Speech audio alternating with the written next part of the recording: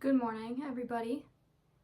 Today, we're going to celebrate Valentine's Day for the second week in a row because we're going to talk about Saint Valentine's. Well, I'm going to interview him, as I say. This is the third week of interviews of the past, and honestly, guys, I really wanted to do Saint Valentine's, and I'm still going to do Saint Valentine, but there's not a lot of information about him, so this might be a short episode, but you're gonna learn something new, hopefully. That's what matters. But let me tell you, this was a quiet interview, not a lot of input, so bear with me. We're learning, we're finding stuff out. I'm gonna start with an overview, okay? So he is known as the patron saint of lovers, people with epilepsy, and beekeepers. Now, I could not find how these people are connected or why he's the patron saint of them, besides the lovers one, obviously. I'll get into that later. But people with epilepsy, I don't really understand that one, but I'm just here, man. And beekeepers, but I feel like that's a solid rap that he's got. So there are two theories on who he is, or who he was. So the first one is that he was a Roman priest, and he was killed or martyred by the order of Emperor Claudius II, a Roman. So big surprise, he was killed by the Romans. That's not very unique of him, but whatever. The other option, it was that he was an Italian bishop who was also killed by the Romans. Like I said, big surprise there. Since the bishop was from Terni, Italy, I don't know how that's pronounced, it became known as the City of Love, which is cool. But yeah, that's pretty much the most, that's the deepest information that we know. So there were some legends associated with him, obviously because the day had to come from somewhere, or his legacy, I guess, had to come from somewhere. They say that Saint Valentines would secretly marry couples so that the husbands didn't have to go to war. And my first thought reading this was married people don't have to go to war? That's who's going to war then? 5-year-olds? Which I don't think they did, but I'm sure they started training them at 5. So the explanation for this is that Mr. Emperor Claudius II thought that unmarried men fought better in war. So he when he was trying to recruit people, there was a checklist, and if they checked married, then he was oh, they're gonna suck in war, which to me doesn't make sense, because I feel oh, what is the Mulan, a girl worth fighting for? Yeah, I feel that they're gonna fight harder if they're trying to fight for something other than the country that just murders people all the time. Okay, but Romans did have a lot of nationalism, so I won't say that can't get them going, but that's what Emperor Claudius thought. He was married people don't fight harder. So Saint Valentine, so that they didn't have to go to war, would just marry them together secretly, which I wonder if it was secretly married, if somebody even thought they were married, then that'd probably make their performance go down. But that's the core part of the whole Valentine's. He was marrying people together so that they could stay together, and that's cute. They also say that once Saint Valentine was arrested for doing this, because I guess he was caught, he met his jailer's daughter, who was blind, and then according to legend, he healed her so she wasn't blind anymore, and he wrote her a letter before he was killed that was signed "From Your Valentine." So legend says that's where the whole heart from your Valentines comes from. So he was executed on February 14th, which is kind of where the day comes from. I'm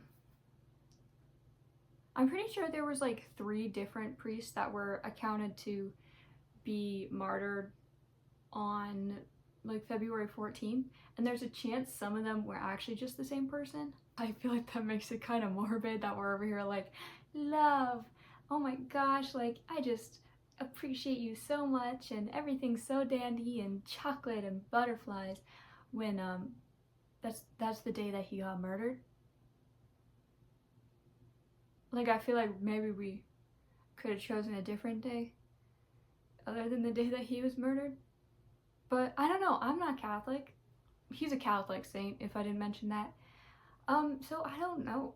So is the year 269 AD, or I think it's CE now. His relics are another source of mystery. We don't know a lot about the beginning of his life. We don't know a lot about the end of his life, besides that he was killed by Emperor Claudius, and the like relative day. But like I said, all this could be like separate people as well, or made up. I'm not sure. So many churches claim to have his relics, and who knows if they're actually his relics. But so in Rome, they claim to have his skull on display. Very like punk of them, like, I want to say morbid, but very punk of them to just have like a skull on display. Like, yeah, bro. A shoulder blade is said to be in a church in Prague, and in Dublin they claim to have like a vessel. I'm guessing that's like a cup or a vase or something that has his blood on it.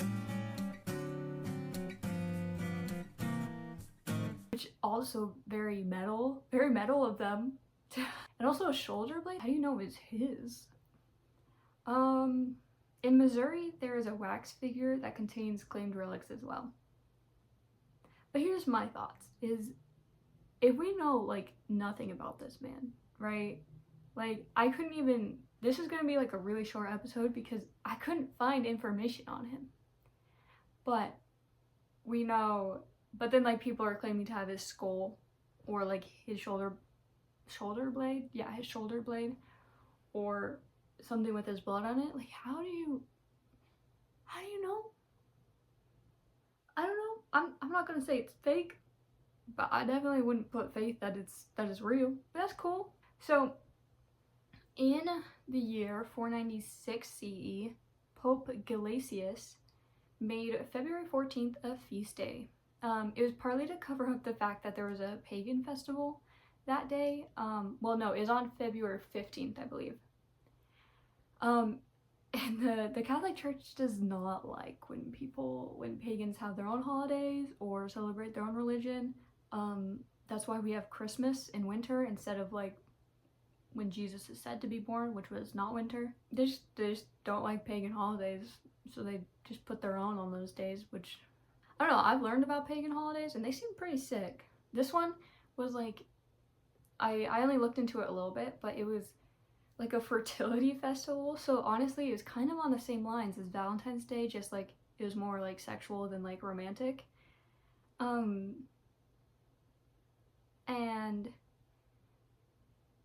the pagan festival being like associated with like love is kind of like a precursor to Valentine's Day. We don't think it, or the historians don't think that it's the cause, like the reason for the season, if you know what I mean. But it could have been in people's mind when they were creating this holiday. And also definitely in Pope Gelasius's mind when he was trying to cover up this holiday and replace it with a less scandalous holiday, you know? That goes more along with like Catholic beliefs. In the 1300s, a poet named Geoffrey Chaucer describes in one of his poems birds finding their mates on February 14th. So this is like really when it starts like looking like today's Valentine's Day, because this poet is saying that on February 14th, this is the day that all the little birdies come together and they find their mates and they like pair up, and it's cute and stuff because like birds. I love birds, honestly. Birds are sick, and this would work on me, making February 14th more of a romantic holiday if he's like, birds find their mates on February 14th. Guys, I went to go try to like, I was gonna like quote part of this poem, so I went and like looked at it. I don't think it's in English, guys. It's completely in English, but like, I'm pretty sure if I read it to y'all, it would make zero sense. And I tried to like find just like a part where it was talking about it, but it was like, and they'th fall on the nether of the winter. Yeah, I don't know, but it was not legible to me. And like, I read like classic books and stuff, but that was still 1300s poems, not for me, guys. Unless you really want me to, then maybe I'll do an extra episode where I attempt to read that poem. Please don't make me do that. So it wasn't really until the 17th and 1800s, 17 and 1800s, that Valentine's Day began to look how we see it today. People began exchanging cards, and it's more like a romantic holiday where people like got together and were all lovey-dovey, and like a big part was the cards. The cards really started in the 17th, 1800s. So pretty much we know very little about St. Valentine's. It's honestly crazy that one of like the big holidays is based on him, considering there was like no information. Because I was like, oh, I just did like a Martin Luther King one for Martin Luther King Day. Maybe I can do St. Valentine's for Valentine's Day. But no, there's not a lot known. And there's honestly very little known about how Valentine's Day became such a day too. Like, I looked at multiple sources and there's not a lot of information. So here's what you should take from this, guys. 1, maybe like have diaries so like future people can like know why things are the way they are. That'd be cool. I don't know, maybe the internet will immortalize everything so historians won't have to question it. But 2nd, just show love on Valentine's Day. By the time I post this, Valentine's Day will have passed, but there's always 365 days to show your love. And it doesn't have to be romantic love. You know, you can show love to your besties, show love to your family. If you got a partner, show love to them. And, you know, make a continuous effort to show them love and spread the love. I sound like a hippie. Guys, I probably am a hippie. I should probably tell you guys this now if you don't know me personally. But spread the love, guys. And remember that you guys are awesome. And thank you for listening. I hope you guys enjoy this little mini episode. I meant to do a full one for you guys, but trust me, good stuff is coming. All right, well, I love you guys, and I'll see you next week. Mwah.